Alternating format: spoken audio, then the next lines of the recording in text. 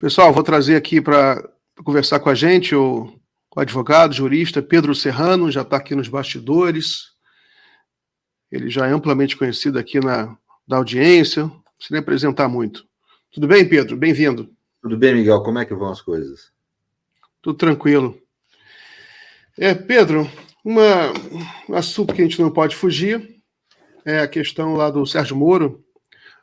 Na semana passada houve a decisão, enfim, do TSE de mantê-lo no cargo de senador. Eu queria saber a sua avaliação sobre essa decisão, o que significa isso também politicamente. O que você acha? Eu acho como regra geral, eu não gosto muito dessa coisa dessa intervenção que a gente tem no Brasil, a meu ver, um pouco excessiva da justiça eleitoral na soberania popular, sabe? Acho que é um ajuste. A democracia nossa é muito jovem, né? E ela precisa de vários ajustes, inclusive mais drásticos do que esse que eu estou falando aqui agora, né? Mas certamente um ajuste que a gente precisaria ter era um melhor equilíbrio entre os limites de participação nos pleitos e a soberania popular. Toda vez que você tira um sujeito de um cargo, você está restringindo a soberania popular. Isso é muito pesado, é algo que tem que ser visto com muita cautela. Nesse caso, pelo que eu entendi do debate, eu não sou assim um especialista em direito eleitoral, Miguel. É muito comum constitucionalistas também atuarem com direito eleitoral, mas eu não atuo, né, por uma série de razões. Então, não estou atualizado quanto à jurisprudência. E, para ser franco, não é uma área que eu acho um pouco chata, assim, não é uma área que me interesse muito. Mas o que eu entendi da decisão me parece razoável a decisão, porque ela diz que não há uma clareza nas regras quando há desistência de uma candidatura em favor da outra no tocante às despesas, vamos dizer, de pré-candidatura, né, aos gastos de pré-candidatura. Você não tem uma regulamentação clara com relação a essa situação do Moro. Então, se não há uma regra clara, é em favor do candidato, não contra, né?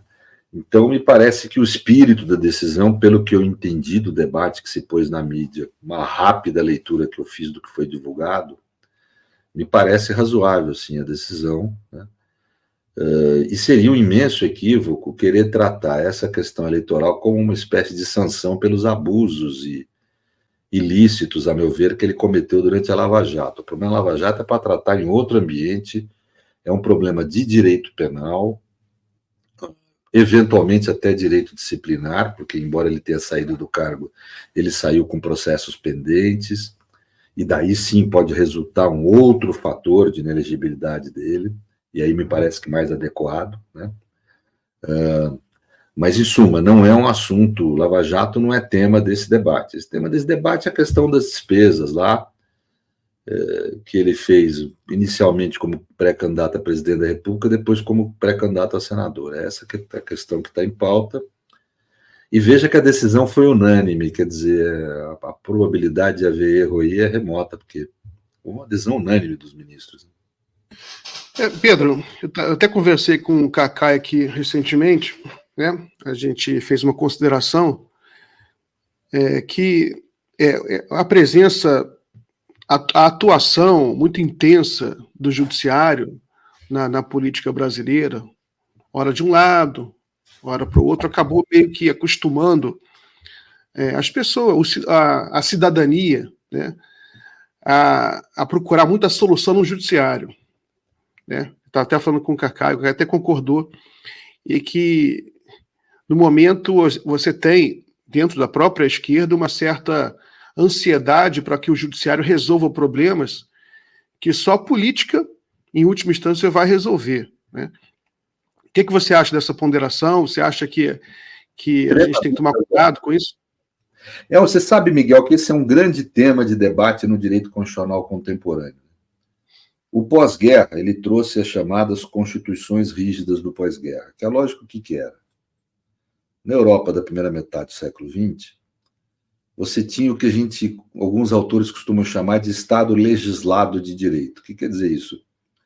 Um tipo de modelo jurídico de Estado em que as normas constitucionais estão no mesmo patamar hierárquico das normas ordinárias, das normas comuns. Então, cabe ao legislativo mudar livremente direitos, etc., a hora que quiser. Ou seja, a decisão política era livre. Havia, portanto, uma forte presença majoritária na questão dos direitos. Isso se deu por um momento histórico. O começo do século XX é quando se afirma a democracia universal. A democracia criada pelas revoluções francesa, americana e inglesa são democracias literalmente burguesas mesmo, porque quem era o cidadão pleno era o homem branco dotado de patrimônio ou renda. Mulheres só podiam exercer seus direitos através dos maridos, não podiam votar. Trabalhadores também não, analfabetos também não. Os negros, nem seres humanos plenos eram considerados. Nos Estados Unidos, você tinha muitos estados considerando o negro 3/4 humano. Aqui no Brasil, na época do escravismo, o negro era considerado um semovente, que é aquele gado. Tá? Ou seja, uma democracia de poucos mesmo. No século XX, isso muda. Começa com 1848, as Jornadas de Junho de Paris, onde os trabalhadores se afirmam como agentes políticos, embora tenham sido massacrados por Louis Bonaparte nas suas manifestações, pela polícia de Louis Bonaparte. Mas isso vem gerar, décadas depois da Comuna de Paris, etc., o direito a voto, e com o direito a voto dos trabalhadores, eles passam a adquirir direitos materiais, passam a ter mais poder. A mesma coisa as mulheres, os sufragistas e os negros e etc. Então, era um momento de um certo encantamento com a democracia universal. Nunca na história humana tinha-se tido um sistema onde todo mundo tinha a possibilidade de ter representantes na decisão política. Então, era um momento em que se acreditava que a decisão política deveria ser livre, porque como ela era adotada pela maioria real da sociedade, ela necessariamente seria justa, seria adequada face aos direitos humanos.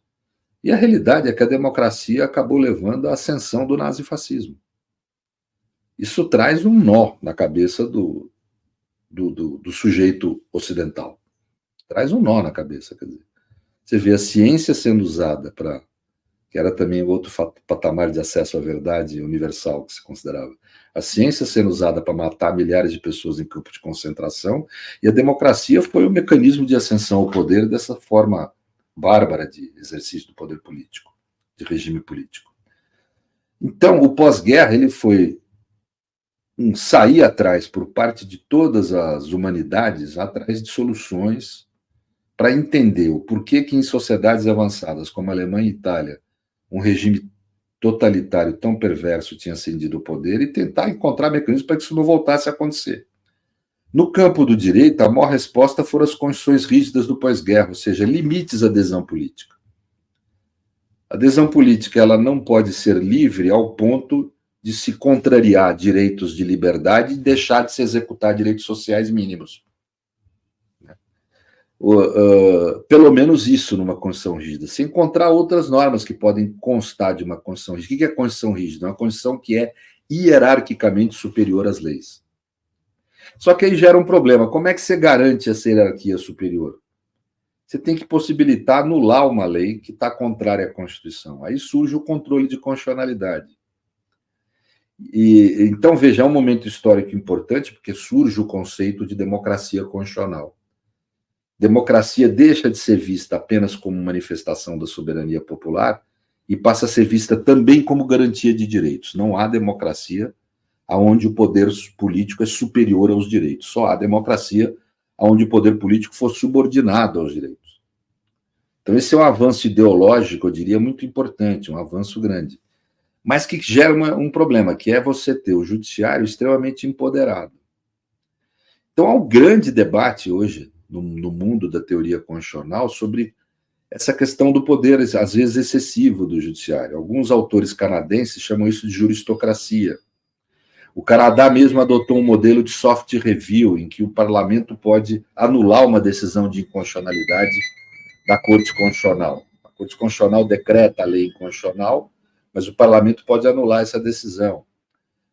Tem todo um debate. Autores importantes do direito, como Jeremy Waldron, por exemplo, defendem que a defesa do direito deve se dar na política e não no judiciário.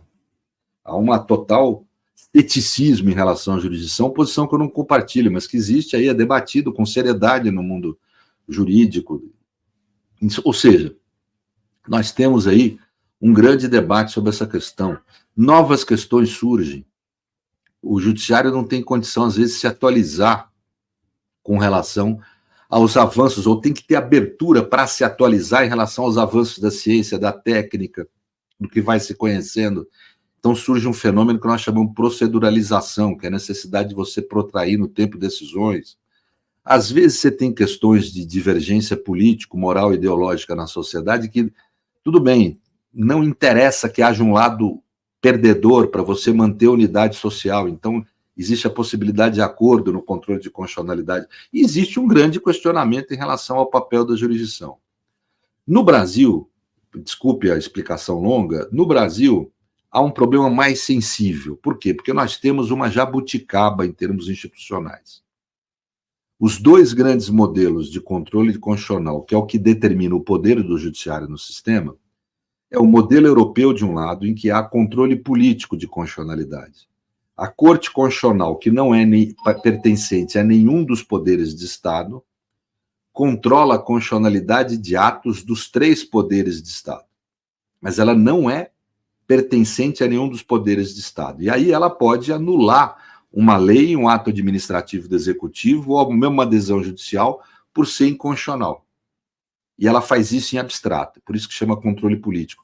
Não há necessidade de haver um caso concreto. O cidadão vai lá e provoca a ação da Suprema Corte. Da Corte Constitucional. No judiciário americano é o sistema do Judicial Review. Num caso concreto, Miguel contra Pedro, a Suprema Corte declara uma lei como inconstitucional, não anula a lei, mas como há um sistema de precedentes, acaba aquilo vinculando os tribunais inferiores e a lei é considerada inconstitucional de forma universal, embora não possa anular. Um poder não pode anular ato do outro poder. Nós aqui resolvemos fazer um mix. Nós fizemos um mix na estrutura de Estado e fizemos um mix no regime político. O mix na estrutura de Estado é que cabe ao judiciário realizar o controle político de constitucionalidade. Portanto, o judiciário pode anular ato dos outros poderes em abstratos. Isso não existe em outro lugar do mundo. Aliás, somos o único país do mundo em que um ministro isolado pode determinar a suspensão de efeitos de uma lei. Uma lei, ou até de uma emenda constitucional, aprovada por 3/5 do parlamento. Não há outro lugar do mundo em que se possa fazer isso. O judiciário tenha tanto poder. Né? Então, o que nós temos no Brasil é uma disfunção que vem da Constituição. Temos um outro problema também, que esse mesma salada, esse mesmo mix, nós quisemos fazer no regime político. Nós não somos nem um presidencialismo puro, nem um parlamentarismo puro. Nós temos, por exemplo, lei de diretrizes orçamentárias, que é algo típico do regime parlamentarista. Ou seja, nós não fizemos, nós quisemos criar coisas através de misturar modelos em vez de optar por um modelo. Isso criou disfunções. O nosso judiciário, o problema que nós temos da intervenção do judiciário na soberania popular, ela é mais sensível que em outros países. E é um problema mundial isso. Já é um problema mundial. Mas hoje nós temos um problema até mais sensível que os outros países. Então, veja que nós temos, o que você fala é absolutamente correto. Nós temos que repensar a nossa estrutura constitucional para resgatar a figura da soberania popular. E um dos aspectos, não é o único, um dos aspectos é a justiça eleitoral, esse papel, às vezes, excessivo que ela tem de controlar a possibilidade de participar no pleito. E aqui eu tenho que dizer, eu sei que é antipático, mas, por exemplo, a lei do ficha limpa. Né? Pô, o sujeito tem uma decisão de uma corte, de um tribunal, e é o suficiente para impedir ele de exercer a capacidade eleitoral passiva, que é um direito de cidadania fundamental. Né? Isso não existe muito em outros países, quer dizer, a maioria dos países o sujeito pode ser eleito preso. Né? Então, nós temos realmente um problema nessa questão. Agora, muito difícil de debater hoje em dia, porque a extrema-direita, e é clássico isso na extrema-direita. Carl Schmitt, por exemplo, quando pensou o Estado totalitário, fez isso. Pega lá o Crise da Democracia Parlamentar, ele faz uma série de críticas corretas à democracia liberal e à democracia parlamentar. Só que, em vez de fazer essas críticas para melhorar a democracia, ele faz para destruí-la. A extrema-direita hoje usa a mesma estratégia. Ele pega essas questões, que são questões corretas e que deveriam ser debatidas num certo nível, né, no sentido de melhorar a nossa democracia, que é uma democracia nascente ainda, tem pouquíssimo tempo de existência, e eles usam isso para querer destruir a democracia. Então, a gente ainda tem esse problema que também não é só no Brasil, é no mundo hoje. O crescimento da extrema-direita leva à produção de críticas contra a democracia, não para melhorá-la, mas para destruí-la. Então, ou seja, nós estamos num momento muito delicado, mas esse tema que você levanta é relevantíssimo. Pedro. Poupe o tempo. Porque... Não, tudo bem. É porque, talvez seja porque a democracia é um regime imperfeito por natureza, com algumas contradições que talvez sejam insolúveis, né? Inclusive a relação do judiciário com o executivo, ou do judiciário com a própria justiça, né? Por exemplo, a questão do STF. Mas eu lembro que quando a gente discutiu o STF, já há um tempo lá do Mensalão, Lava Jato, uma crítica que a gente levantava sobre o duplo poder do STF de ser um tribunal penal de última instância e um tribunal constitucional, e que o americano seria apenas constitucional, né? Não tem modelo no mundo assim. Nenhuma coisa. Seria o mais poderoso do mundo. Não haveria nenhum STF, né, que não gente... Não teria nada, né? Seria parecido. O Canutilho, lembro que um jurista português, sim, José Canutilho, veio ao Brasil e falou: o STF é o mais poderoso do mundo. O STF do Brasil é o mais poderoso do mundo. Ele tem razão. Canutilho é um grande autor de direito constitucional. Os constitucionalistas têm consciência disso. Nós não temos um judiciário, não é só o STF, tem que também ter essa cautela. Nós não temos um sistema de justiça tão poderoso no mundo quanto o Brasil. É que ele nunca exerceu esse poder de forma plena. Tem exercido agora na redemocratização e na democracia brasileira. Né? Começou a exercer. E isso gera disfunções. Né? Nós temos disfunções no sistema. Em algum momento da nossa história, nós vamos ter que parar e rever a nossa estrutura institucional. Não tenho a menor dúvida disso. Pedro, eu sei que não é a sua área, né, direito internacional, mas eu queria uma opinião sua como cidadão do mundo, né? A gente hoje, ontem à noite, o exército de Israel promoveu um dos piores massacres de toda essa guerra em Gaza, esse genocídio, né, disparando contra Rafah, queimando vivo mais de 40 civis. Até estava vendo aqui no Al Jazeera, mais um hospital destruído lá. Eu nem sabia que tinha um hospital ainda, eu vi agora que um dos últimos já foi destruído lá de Rafah mesmo. E você tem, e logo depois a Corte Internacional de Justiça ter emitido uma ordem, um pedido, não sei como diz isso, mas justamente para Israel não atacar Rafah. Então o mundo todo está aí, né, refém desse massacre online, exibido, né, em forma de streaming. Eu nunca na minha vida eu tinha testemunhado tanta crueldade, tanta brutalidade. E e você tem protestos já nas universidades americanas? Como é que você está vendo essa atuação de Israel e a pressão que se exerce sobre o direito internacional? Até, inclusive, o porta-voz do Congresso americano, Michael Johnson, ele veio a público para atacar, os Estados Unidos está atacando os tribunais internacionais, está atacando tanto a Corte Internacional de Justiça quanto... tem o ICJ, eu fico com as siglas em inglês, e confundo com as siglas em português, são dois tribunais internacionais, um pediu a prisão do Netanyahu e foi atacado pelos Estados Unidos, ameaçado pelos Estados Unidos, né, por vários líderes políticos americanos. E agora o outro tribunal, que é a Corte Internacional de Justiça, também pediu para Israel não atacar Rafah, também está sendo atacado pelos Estados Unidos. O Michael Johnson, que a gente estava falando, disse que os Estados Unidos não respeita a soberania americana, não respeita um tribunal internacional. Ok, ele não percebeu, mas ele acabou negando o próprio conceito de direito internacional, que é justamente você deixar de lado uma parte da soberania em prol de um direito maior. Mas como é que você vê essa questão? A questão é complexa. Eu não sou assim, um especialista em direito internacional público, embora tenha orientado dissertações e teses em direito internacional público, mas em ambientes ou temas que eu tinha mais intimidade, né? Mas existe mesmo essa questão, nós temos 2 grandes tribunais, né? Temos também a própria ONU, que pode funcionar como corte em algumas situações, mas temos o Tribunal Penal Internacional, que, em grosso modo, sendo bem grosseira, que julga pessoas, né, governantes, a Corte Internacional de Justiça, que julga estados, né? Então, são cortes com objeto diferente, né?